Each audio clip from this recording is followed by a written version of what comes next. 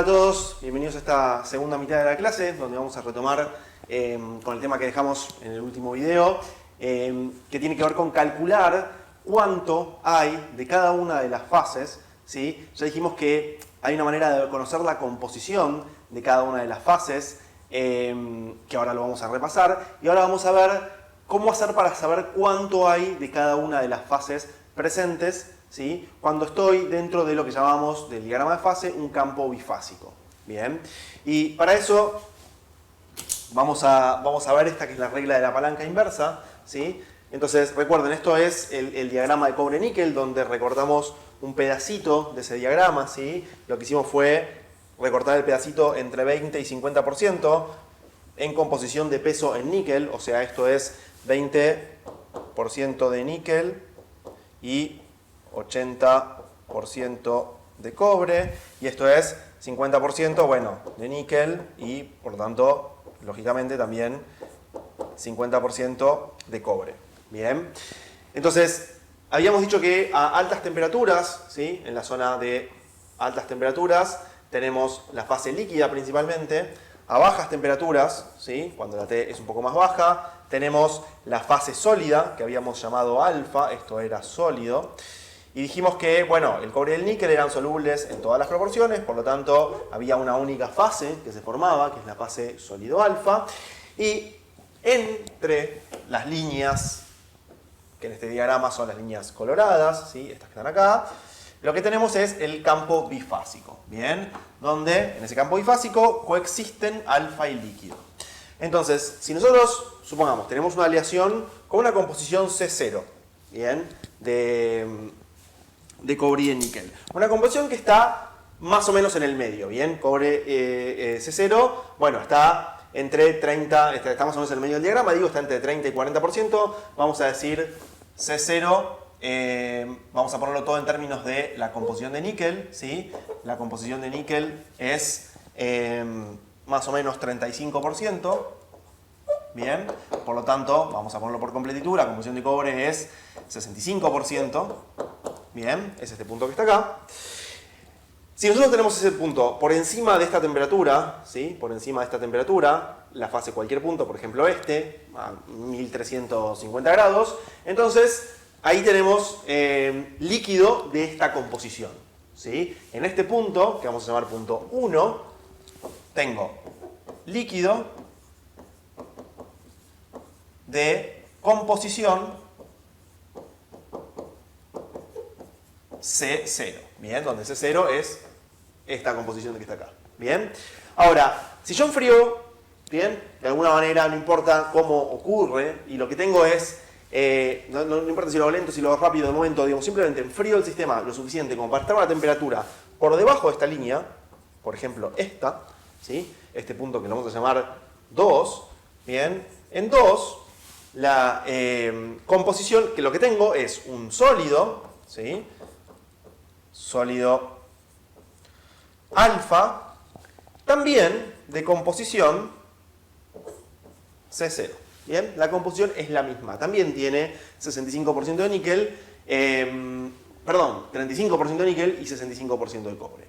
Bien, ahora lo que queremos saber es qué pasa en el medio. Si yo parto del líquido, ¿sí? Tomo 65 gramos de níquel líquido, 35 gramos de níquel líquido, 65 gramos de cobre líquido, los mezclo en un crisol, ¿sí? Mezclo de alguna manera todo eso a 1350 grados y empiezo a enfriar. Quiero ver esto que ya vimos un poquito en el video anterior, cómo se van formando las fases y cuál es, en algún punto intermedio de ese enfriamiento, en este rango, cómo hago para conocer la composición de las fases a esa temperatura. Bien, entonces eso es lo que vamos a hacer ahora y se hace con regla de la palanca inversa. Y la regla de la palanca inversa sale esencialmente de hacer un balance de masa. Bien, porque el sistema siempre tiene que cumplir que el 35% en peso sea níquel y el 65% en peso sea cobre. El problema aparece cuando tengo dos fases y lo que quiero saber es cómo ese 65% de cobre y ese 35% de níquel están repartidos en las fases. Bien, y eso es lo que vamos a hacer ahora. Entonces, vamos a tomar un punto cualquiera, este B por ejemplo, vamos a anotar acá por las dudas, lo vamos a mantener. Dijimos que C0 En términos de níquel esto era 35% y en términos de cobre esto era 65%. Bien. Entonces, en el punto B, todo el sistema tiene 35% de níquel, 65% de cobre. Pero están repartidos en dos fases. Bien, porque acá tenemos alfa más líquido. Y queremos saber la composición. Entonces, ¿cómo hacemos para saber la composición? Bueno, la regla, los diagramas de fase están construidos, siguiendo la regla de fases de Gibbs, de manera tal que funciona la siguiente regla que vamos a aplicar ahora, que es, trazamos una isoterma, que fíjense, acá la trazaron de color azul, así que vamos a respetar eso. Por ejemplo, a 1250 grados, queremos saber, ¿sí? A 1250 grados centígrados, queremos saber cuáles son las fases presentes, su composición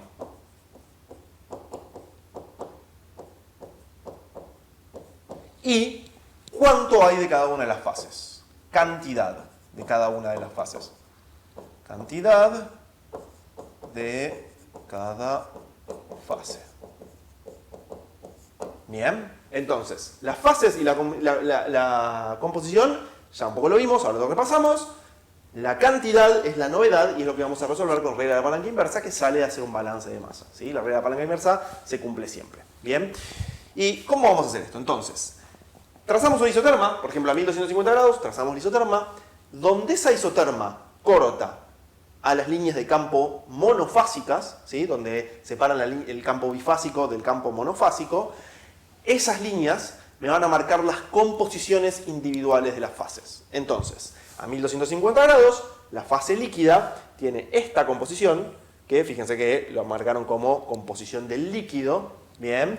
Y la fase sólida, o alfa, tiene esta composición que está acá, ¿bien? Que también lo marcaron como composición alfa. Composición líquido, composición alfa. Vamos a ver entonces, las fases... para responder individualmente las preguntas que pusimos acá, ¿sí? Vamos a continuar acá abajo. Entonces, ¿cuáles son las fases? Bueno, alfa y líquido. Vamos a hacer una tablita entonces. Vamos a poner fases, composición y cantidad. Bien, entonces vamos a trazar aquí la tablita. ¿Cuántas fases tenemos? 2. Porque me lo dice el diagrama de equilibrio. Tenemos alfa y líquido. Bien, entonces vamos a la fase alfa y la fase líquida. Bien. Vamos en realidad a empezar por la fase líquida y alfa, para hacerlo un poquito más prolijo y en el orden que está acá. Fase líquida. Bien. Yo empecé a enfriar, ¿sí? Todavía, supongamos que empezamos cuando era todo líquido, empezamos a enfriar, todavía tengo una parte que es líquida. Ese líquido tiene esta composición.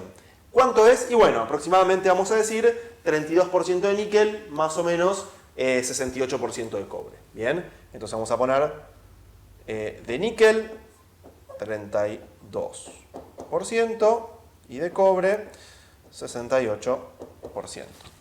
Bien, y la fase sólida, alfa, ¿cuál es la composición? Y más o menos 43% de níquel y 57% de cobre. Bien, entonces vamos a escribirlo acá. Níquel 43%, cobre 57%. Bien, entonces ya tenemos la información elemental para poder saber cuánto hay de cada una de las fases. ¿Por qué? Porque sabemos que el sistema total tiene 35 y 65%. ¿Sí? 35 y 65%. Bien, eso lo dijimos hace un ratito. Y ahora sabemos que cada una de las fases, cuánto tiene de níquel y cuánto tiene de cobre. Entonces, cuando el balance de masa sale, que no lo vamos a la deducción, es bastante sencillo de hacer, lo puedo plantear, la idea ahora es, le explico cómo se plantea y ustedes lo pueden hacer como ejercicio. Esencialmente, fíjense, todo ese 35% de níquel total está distribuido en un líquido que tiene 32% y en un sólido que tiene 43%. Entonces, lo que me tiene que pasar al final del día es que la cantidad, la fracción del sistema que está como sólido, multiplicado por 43%, más la fracción del sistema que está como líquido, multiplicado por 32%, eso tiene que ser igual a 35%. Y lo mismo se tiene que cumplir para el cobre. Planteando ese sistema de ecuaciones, se llega a estas soluciones que están acá. ¿Sí? Que lo que me dicen es, la cantidad de líquido del sistema, ¿sí? La cantidad de líquido del sistema viene de cualquier fase sólida. Esto se aplica a cualquier tipo de fase. Si estoy en un campo de dos fases sólidas, también sigue aplicando. En este caso, la cantidad de líquido viene representada por lo que mide este segmento que está acá, ¿sí? Vamos a hacerlo de otro color para que quede más claro. La cantidad de líquido entonces viene representada por el segmento verde y la cantidad de sólido, también vamos a hacer otro color, viene representada por el segmento naranja. Bien, entonces el segmento naranja representa la proporción de sólido, bien, y el segmento verde representa la cantidad de líquido, ¿sí? Y fíjense, ¿por qué digo representa? Porque la relación es respecto al segmento total. Vamos a ver cómo es esto. Entonces, el contenido de líquido del sistema, ¿sí? La cantidad de líquido, ¿sí? Es igual a el segmento S dividido el segmento R más S. Bien, que lo vamos a marcar de otro color, que es el segmento total. ¿Sí? Fíjense, esto es S. Bien, es el que acá llaman como S. Y la cantidad de sólido alfa, bien, es igual al segmento R, bien, este que está acá, el que está marcado acá, dividido el segmento total. Bien, ¿y de qué manera se aplica esto en la práctica? Y bueno, el segmento R, ¿sí? El segmento R, que es este que está acá, lo podríamos medir físicamente con una regla en el diagrama, pero también lo podemos hacer lo podemos calcular a través de las composiciones. ¿Cómo? Y bueno, el segmento R mide el valor de C0 menos el valor de CL de alguno de los dos componentes. Entonces, en este caso, ¿sí? El valor C0, por ejemplo, vamos a dar la cuenta para el contenido de alfa. Bien, ¿queremos saber cuánto vale R? Bueno, R es C0 menos CL. Bien, es C0, ¿sí? Menos CL. Bien, y eso, en este caso particular, va a ser igual a C0, dijimos que era 35, ¿sí? 35, menos CL, que dijimos que era 32, la composición de níquel en el líquido, ¿sí? 32, dividido C alfa menos CL, el segmento total, ¿sí? Dijimos que C alfa era 43, menos la composición del líquido, que sigue siendo 32. Bien, entonces esto es igual a 3 dividido, bien, 11, ¿sí? Y esto da aproximadamente un poquito menos del 30%, ¿sí? Un poquito menos de 0,3. Y lo mismo, entonces la cantidad de alfa es 3 sobre 11, ¿sí? En fracción, ¿sí? Si eso lo multiplicamos por 100 nos da el porcentaje. Bien. Y la cantidad de líquido tiene que ser el complementario. Se puede hacer el cálculo, digamos, una vez que uno está canchero con las cuentas, se puede sacar por complemento, pero lo que nosotros recomendamos, sobre todo a la hora de hacer ejercicios, es que lo hagan efectivamente para ver si no hicieron algún paso incorrecto en la determinación de las composiciones en algún punto de armar esta tablita. Bien, pero esencialmente, lo pueden chequear después, el caso de el líquido debería dar, el líquido lo marcamos de verde, ¿sí? Esto debería dar 8 onceavos. Bien, lo pueden chequear después. En realidad, fíjense, el denominador no cambia, ¿sí? Es C alfa menos L, es el segmento total, con lo cual es 43 menos 32, siempre es 11, lo cual ya nos da una buena pauta de que el 11 está bien. Lo que hay que chequear es si C alfa menos C0, C alfa menos C0 da efectivamente 8. Y eso es así, ¿no? Porque C alfa es 43 y C0 es 35, ¿sí? Siempre es 35. Entonces, este valor, 43 menos 35, da efectivamente 8. Bien, entonces da efectivamente 8 onceavos. Es correcto, ¿sí? Y esa es la manera en la cual se determinan las cantidades de cada una de las fases. Bien. Lo que vamos a hacer ahora es, vamos a ver qué pasa cuando tenemos en un sistema elementos componentes que no son completamente miscibles. Ahora nos vamos a ir a otro universo, que es el universo de los sistemas que tienen lo que se llama un punto eutéctico, ¿bien? Y presenta lo que se llaman los diagramas de insolubilidad parcial, ¿sí? Ya no es soluble en todas las proporciones de los dos componentes, sino que hay una solubilidad parcial. Vamos a ver qué pasa qué pasa en ese mundo. Bien. Antes de pasar a eso, vamos a remarcar esto. Es muy importante no confundir cuánto hay de cada fase, ¿sí? Que es la cantidad, con la composición de cada fase. ¿Sí?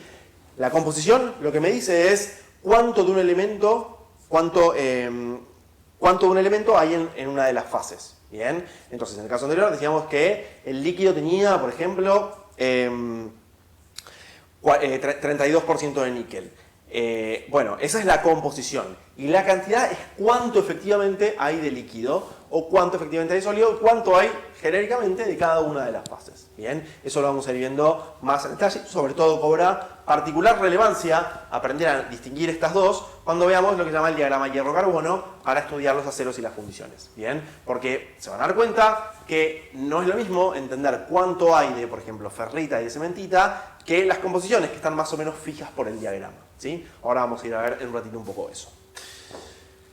Bien, antes de pasar entonces a los diagramas de insolubilidad parcial, vamos a ver qué pasa en detalle. Porque nosotros dijimos que estos son diagramas de equilibrio termodinámico. Bien, decimos que estamos estudiando esto en el equilibrio. Y hasta ahora nosotros lo que le veníamos contando es, si nosotros tenemos, por ejemplo, acá, está graficando lo que pasa con el sistema de composición como el que estábamos estudiando recién de la regla de palanca, C0. Bien.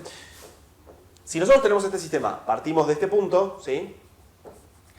Todo el sistema está como fase líquida, ¿bien? Que es lo que me representa este esquemita que está acá, ¿sí? Ahora, cuando nosotros empezamos a enfriar, acá sigue siendo todo líquido, apenas cruzamos la línea de campo bifásico, se empiezan a formar, como el proceso de nucleación que vimos en la introducción a la materia, las pequeñas islitas, ¿sí? Que es las que estoy marcando acá, de sólido alfa, ¿bien? Entonces, apenitas debajo de la línea de líquidos, se empiezan a formar esas pequeñas islitas. Esas islitas van creciendo, ¿sí? Pero fíjense que en todo momento, digamos, en este punto, acá, en este punto que está acá, la composición del sólido es 46% de níquel. Cuando seguimos enfriando, la composición sólido, si hiciéramos la regla de la palanca, trazando la isoterma y demás, me da 43% de níquel. ¿Bien? Y seguimos enfriando, el último sólido tiene una composición de 35% de níquel. ¿Sí? Ya se parece bastante al sólido final. ¿Bien? Y por último, bueno, el sólido final, como era lógico, como dijimos que tiene que pasar, tiene 35% de níquel. Ahora, esto no tiene por qué necesariamente ser así y de hecho en la práctica suele no ser de esta manera. ¿Sí? Lo graficamos de esta manera y este gráfico, ¿sí? Es correcto porque decimos que estamos en el equilibrio termodinámico. Bien, entonces el equilibrio termodinámico, que es el caso en el cual estudiamos los diagramas de fases, es la situación en la cual enfriamos muy lentamente, con lo cual damos suficiente tiempo a que ocurra, ¿qué cosa? El fenómeno de difusión. ¿Sí? A medida que nosotros enfriamos, cuando, recuerden que dijimos que la difusión, la fuerza motriz de la difusión es la diferencia del potencial químico, ¿sí? Que en la gran mayoría de los casos eso es diferencia de concentración. Entonces, debido a que cada sólido que se va formando va creciendo los núcleos, se les va depositando un sólido alrededor, ese sólido va, por la naturaleza del enfriamiento va cambiando su composición, ahora lo vamos a ver en detalle, y si nosotros damos en cada pasito de enfriamiento suficiente tiempo para que el sistema se estabilice por difusión, entonces, finalmente, en todo momento tenemos una composición del sólido homogénea. En la realidad uno esperaría que eso no sea así, porque uno no puede dar infinito tiempo para que ocurran todos los procesos de difusión, y eso es lo que se llama el enfriamiento real. Fíjense que acá lo hace con distintos colores, ¿sí? Hace un color un poquitín más oscuro para las islas que se forman al principio de sólido, ¿bien? Luego empezamos a enfriar. Desde este punto, a esas islitas sólidas se les agrega una capa, ¿bien? De una composición un poco menor, de manera tal que el promedio de estas dos composiciones, ¿sí? Dé efectivamente 42%, ¿sí? Que es lo que me comanda el diagrama, ¿bien? Pero lo que se forma en este punto es un sólido que tiene, digamos, o sea, el diagrama me comanda 40%, ¿sí? Que tiene que tener de níquel el sólido, pero efectivamente es como que el diagrama real se desplaza un poco del diagrama de equilibrio, ¿bien? Se desplaza a través de este punto. ¿Por qué? Porque en realidad la composición es el promedio de estas dos composiciones y cae en un valor un poquitito más grande, ¿bien? El promedio de 46 y 40 me va a caer un poquitito más lejos, en 42, que el valor real de composición en ese punto, el valor de equilibrio en ese punto, ¿bien? Y eso pasa a medida que enfriamos y lo que se forma en realidad es una estructura como la que está acá, que es una especie de lo que llamamos a veces una estructura tipo cebollas, porque son como los envolventes, cada una de las capas de una cebolla, donde cada una tiene una composición diferente. Y el promedio de todas estas composiciones tiene que dar 35%, ¿bien? Porque estábamos estudiando la aleación de 35%. Eso tiene que pasar, ¿bien? Lo que pasa es que los elementos, los átomos del elemento, se distribuyen en fases, en distintas zonas del sólido de diferente composición.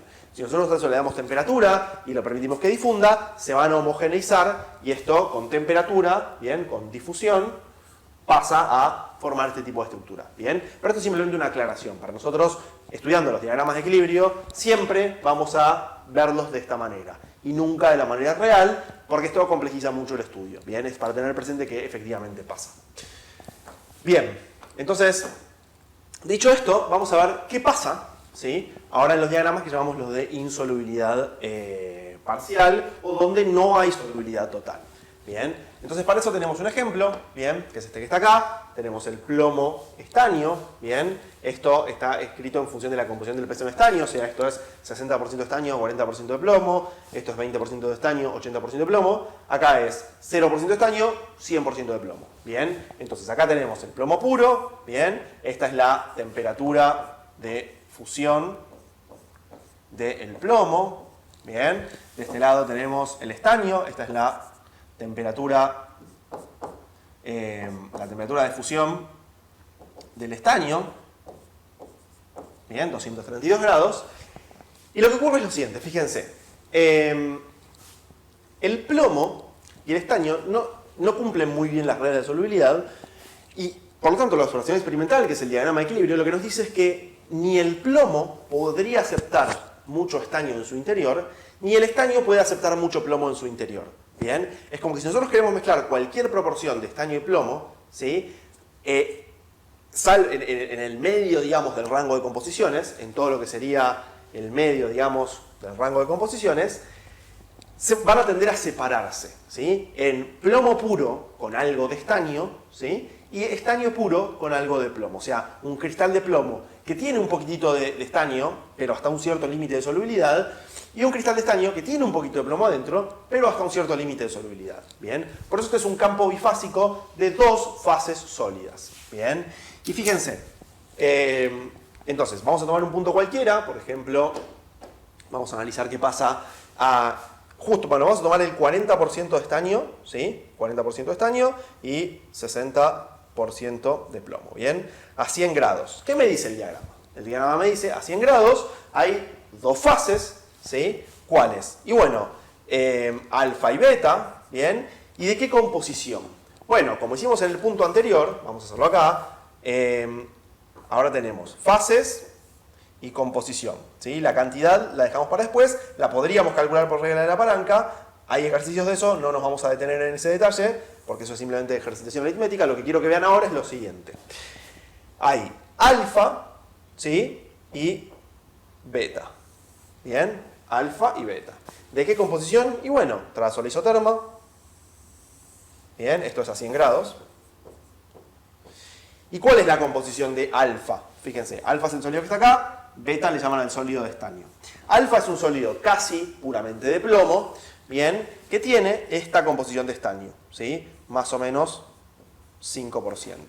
Y beta es un sólido que tiene prácticamente 98% de estaño, ¿bien? Entonces la composición de alfa, ahora lo vamos a hacer en términos de estaño, ¿sí? Directamente es, en términos de alfa es 5% de estaño, ¿sí? Y la composición de beta es 98% de estaño.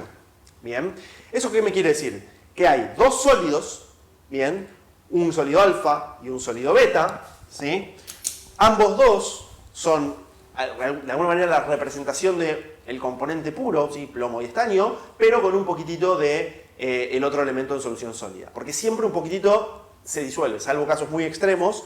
En general, la gran mayoría de los componentes, aunque sea un poquitito, son solubles en el otro elemento. Bien, entonces lo que me está diciendo este gráfico es, en este punto, yo tengo dos fases sólidas, ¿sí? Y las fases sólidas son el componente puro plomo, por ejemplo, o el componente puro A en su estado alfa, que tiene un poquito de B adentro, ¿sí? En este caso es plomo estaño, y el B, el componente B, está en su fase beta, ¿bien? Con un poquito de A disuelto en su interior. Bien, y de eso un poco se trata este tipo de diagramas de insolubilidad parcial. Lo que distingue estos diagramas es que a baja temperatura se forma un campo donde están separadas las fases sólidas porque no hay mucha solubilidad. Bien, entonces, dicho esto, vamos a ver ahora las partes en detalle del diagrama y vamos a ver qué pasa particularmente en este punto, que suena un poco interesante, ¿sí? Es un punto que no se parece en nada no parecía, por ejemplo, el diagrama cobre-níquel, que es el primero que vimos, y pareciera ser que tiene alguna connotación importante. Este punto se parece un poco, y vamos a ver que efectivamente es así, a lo que se llama al punto triple en el agua, que habíamos visto en uno de los primeros videos de esta clase, ¿sí?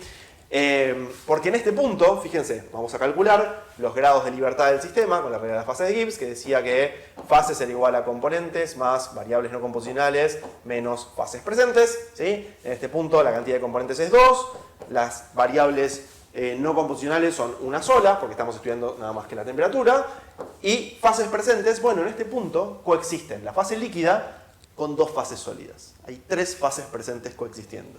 Entonces, fases igual a 3, esto es 0. Bien, definición de punto invariante de un sistema, el punto triple un invariante. El eutéctico, ¿sí? El punto eutéctico es un punto invariante del sistema. Y en este punto, la particularidad es que si tenemos una aleación justo a esa composición, en este punto, el líquido, ¿sí? Se transforma simultáneamente a dos fases sólidas separadas. Y ya vamos a ver cómo es que hace eso y por qué pasa eso. Pero esencialmente esa es la clave del punto eutéctico, ¿sí? El punto eutéctico es un punto donde un líquido se transforma a dos fases sólidas separadas. Un líquido compuesto por dos componentes se transforma en dos fases sólidas. Cada una de esas fases sólidas, por supuesto, compuesta por dos componentes, ¿bien? Pero se forma en un solo punto. Entonces es un punto único. Es como si fuera la temperatura de fusión de un elemento puro, ¿bien? Es un único punto del sistema. Es una única temperatura, es un único punto del sistema que tiene esa temperatura de fusión como si fuera una única temperatura de fusión. Bien, buenísimo. Ese es el punto invariante y eso es el punto eutéctico. Bien, entonces ahora vamos a ver en detalle las distintas partes del diagrama, ¿sí? Vamos a ver qué pasa, es un poquito quizás intuitivo pensar qué pasa en el campo. Vamos a ampliar ahora, vamos a hacer un zoom sobre la parte de plomo puro, ¿sí? Acá tenemos composición de estaño, estamos viendo entre 0 y 30% de estaño, o sea, entre 100 y 70% de plomo. Bien, entonces, si nosotros enfriamos, tenemos un material que tiene muy poco contenido de estaño, ¿sí? Puro estaño, bien, casi puro plomo, ¿sí? Tiene muy poco estaño. Nosotros empezamos a enfriar desde líquido, ¿sí? Enfriamos el líquido. Cuando cruzamos la curva líquidus, en este punto, que es muy chiquitito, se forma el sólido alfa, ¿bien? Y enseguida ese sólido alfa termina de solidificar, ¿bien? El rango de solidificación es muy chiquitito, y forma alfa puro. Y todo el resto del campo estamos en la zona de alfa puro, ¿bien? Eso es lo que pasa cuando el contenido de estaño es muy chiquitito, porque está siempre disuelto en solución. Esto es muy parecido, ¿bien? El comportamiento acá, de la aleación, es muy parecido a lo que pasaba en el cobre-níquel, ¿sí? En todo el rango de composición. Lo que pasa es que acá solamente pasa en un rango de estaño muy chiquitito, que es que tengo el líquido, lo enfrío, se forma la silla de sólido, aparece el sólido. Punto, no hay nada nuevo. Las cosas interesantes en este diagrama empiezan a aparecer cuando vemos una composición un poco más grande, como C2, ¿sí? Fíjense, si nosotros tomamos C2 a temperatura ambiente, una temperatura por acá, no sé, sin 20, 30 grados, el diagrama me dice que hay dos fases sólidas. Entonces, ¿cómo pasa esto desde el líquido? Bueno, vamos a verlo. Supóngase que esta es una aleación que tiene 15% de estaño. Bien, entonces, Partimos del líquido, es un líquido con una composición C2, o sea 15% de estaño, ¿sí? Empezamos a enfriar. Cuando tocamos la línea de líquidos, empiezan a aparecer las líneas de sólido, ¿sí? Se empieza a formar el sólido alfa. ¿De qué composición? Y bueno, tenemos que trazar la isoterma, el líquido tiene esta composición, el sólido tiene esta composición. Vamos a ver cuáles son las cantidades por regla de la palanca. Eso hasta ahora todo igual. Seguimos enfriando, crece cada vez más, fíjense, la proporción de sólido, bien, acá esta es la proporción de líquido, bien, y esta es la proporción de sólido. Seguimos enfriando, hasta que en algún punto, por cómo es el diagrama, este es el límite máximo de solubilidad del estaño, bien, este es el límite de solubilidad del estaño en plomo. Bien, tenemos sólido alfa puro, bien, y ahí, hasta ahí sigue siendo, como este ejemplo de acá, o como el ejemplo del cobre níquel, tengo el sólido puro de plomo, bien, y luego empiezo a enfriar, y me pasa que me encuentro con una curva nueva, que es la que vamos a llamar la curva de Solbus, que lo que me dice es, a esa temperatura, si yo sigo enfriando, el plomo ya no tolera tanto estaño en su interior, porque la solubilidad, y esto lo habíamos dicho, depende de la temperatura, bien. Cuanto si aumentamos la temperatura, es lógico pensar que hay más vibraciones atómicas, entonces la solubilidad aumente un poco. Es un poco lo que vemos acá, en esta curva. ¿Bien? Lo que pasa es que cuando cruzamos la curva de Solbus, el plomo, el cristal de plomo, ya no tolera el estaño en su interior y lo tiene que sacar, se tiene que deshacer del estaño. Porque aparte el diagrama de equilibrio me marca que tienen que haber dos fases. ¿Bien? La fase de plomo pura, con algo, la fase de plomo pura, digamos, de plomo, el cristal de plomo con algo de estaño disuelto, y la fase de estaño con algo de plomo disuelto. Bien. Nosotros empezamos a enfriar, y si pasamos por este punto, lo que va a pasar es que, por difusión, bien, para que el cristal de plomo se deshaga del estaño que le sobra, lo expulsa por difusión, bien, a través del cristal, y ese le pueden pasar dos cosas. Acá ilustra un ejemplo muy particular, que es que las partículas, el beta, ¿sí? La fase beta, precipita dentro del grano, ¿bien? Son estas como pintitas que están dibujadas acá. Está precipitando dentro del beta. También podría pasar, y lo voy a dibujar aparte, ¿sí? Para que nos quede claro, que podría ser que en vez de precipitar, si le damos suficiente tiempo, bien, este caso es medio particular, digo este que está marcado acá, porque no es lo que suele pasar en un diagrama de equilibrio. En un diagrama de equilibrio, lo que suele pasar es que, como damos infinito tiempo para que la difusión ocurra, es lógico pensar que, voy a tratar de dibujarlo exactamente igual, bien, acá tenemos los granos de alfa, ¿sí? Es lógico pensar que el estaño pueda difundir lo suficiente y se deposite en la zona de más alta reactividad química del sistema, bien, que son los bordes de grano. Entonces lo que debería pasar también, lo que podríamos llegar a dibujar, es que en el borde de grano aparece el beta. Bien, esto es beta en borde de grano. Bien.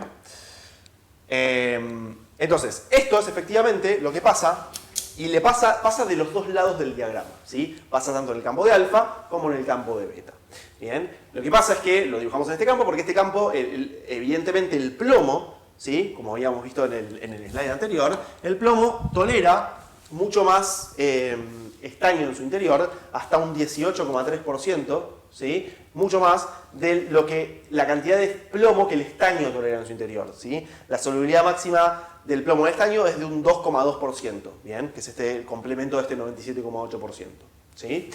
Entonces, por eso lo vemos en este campo. Pero de este campo pasa exactamente lo mismo. Lo que pasa es que como el campo es más angosto, es un poquito más engorroso de verlo, pero pasa exactamente lo mismo. Bien, entonces, volviendo a nuestro ejemplo, lo que pasa en el campo, en la parte del campo monofásico, digamos, pero en composiciones que a baja temperatura generan la aparición de dos fases, porque el cristal de plomo tolera en su interior estaño, pero hasta un cierto punto, ¿sí? Ese punto se modifica con la temperatura, es lo que aquí explicamos, entonces se forma este tipo de microestructuras, ya sea granos de alfa con las pintitas, con los depósitos de sólido beta en su interior, o el sólido beta en borde de grano. Y acá introducimos un concepto que lo vamos a repetir de vuelta en un ratito, que es el concepto de microestructura, ¿sí? La microestructura es lo que yo veo en un microscopio, si corto una probeta, le hago un tratamiento para poder visualizar en el microscopio las fases y hago lo que se llama una metalografía. Bien, cuando hago eso, voy a ver la microestructura que se revela, ¿sí? Así como atacábamos con un químico para que se revele el borde de grano, hay químicos específicos para poder ver de distinto tono de gris las fases diferentes del sistema, lo que se van a llamar los microconstituyentes, ahora vamos a hacer bien la distinción, y veo esto que es la microestructura. ¿Sí? Mencioné este concepto de microestructura como para cerrar un poquitito, ahora lo vamos a retomar particularmente con la relevancia cuando vayamos a ver qué pasa entre los dos puntos de solubilidad, ¿sí? Porque hasta ahora lo que vimos es lo siguiente. Vimos qué pasa. Podemos imaginarnos que, bueno, esta zona del diagrama tiene un cierto comportamiento, ¿bien? Que sería como esta que está acá, muy, muy pegadita al eje de estaño, ¿bien? En esta zona del diagrama también tenemos, que sería por acá, otro comportamiento especial, que es el que acabamos de ver, es el de que aparecen las pintitas o que podría aparecer en el borde de grano. Y lo que nos falta ver en el próximo video es qué pasa entre este punto y este punto, cuando solidificamos una aleación, que es el líquido. ¿Bien? Y en particular foco vamos a ver qué pasa en este punto. ¿Bien? Eso lo dejamos para el siguiente video.